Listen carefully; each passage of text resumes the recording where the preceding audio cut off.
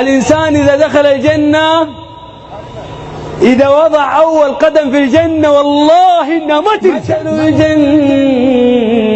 التي وعد المتقون تجري من تحتهم الأنهار،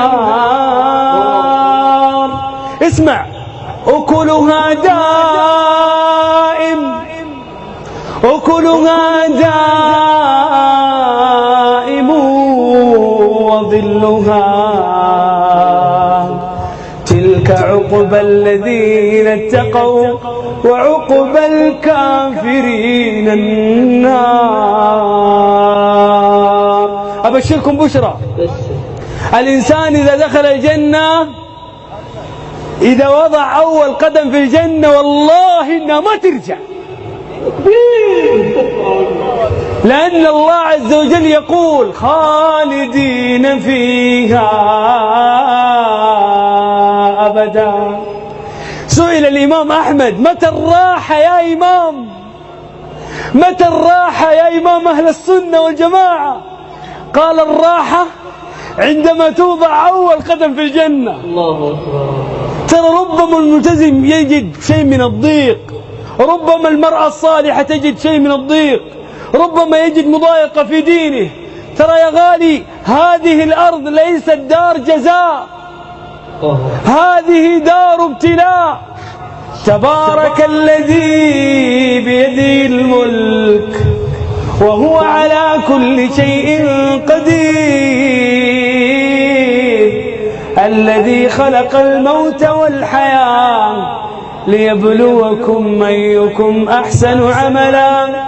ترى يا إخوان نحن اليوم هذه الأيام في اختبارات.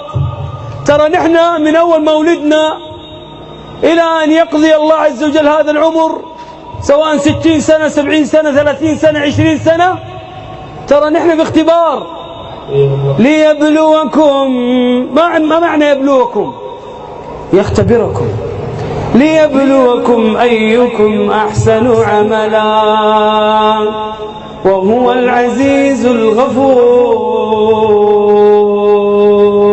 يا إخواني الخمر اللي في الدنيا يصدع الإنسان بسببه، الخمر اللي في الدنيا يضيع هذا الخمر عقله. أما خمر الآخرة لذة للشاربين لا يصدعون عنها ولا ينزفون. إذا شربت خمر الجنة ما يصدع راسك ولا يذهب عقلك. لذة للشاربين.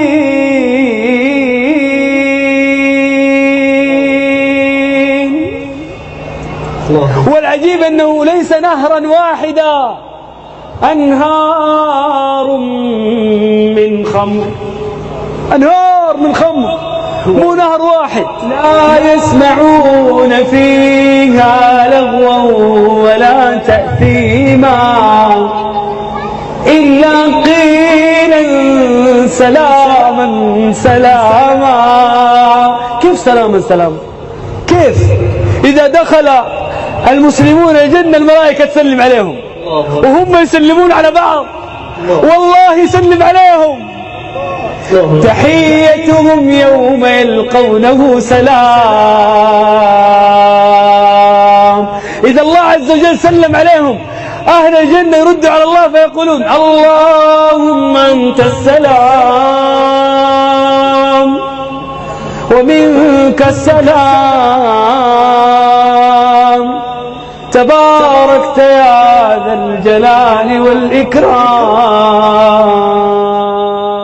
أهل الجنة الله عز وجل يقول لا يسمعون حسيسها. يا الله يا الله، لا يسمعون حسيسها وهم فيما اشتهت أنفسهم خالدون. أهل الجنة إذا دخلوا الجنة لا يذوقون فيها الموت إلا الموتة الأولى ووقاهم عذاب الجحيم. أبشركم بشرى، قولوا بشر. أهل الجنة يبتعد عنهم الكدر والنكد، لأن ربي يقول فرحين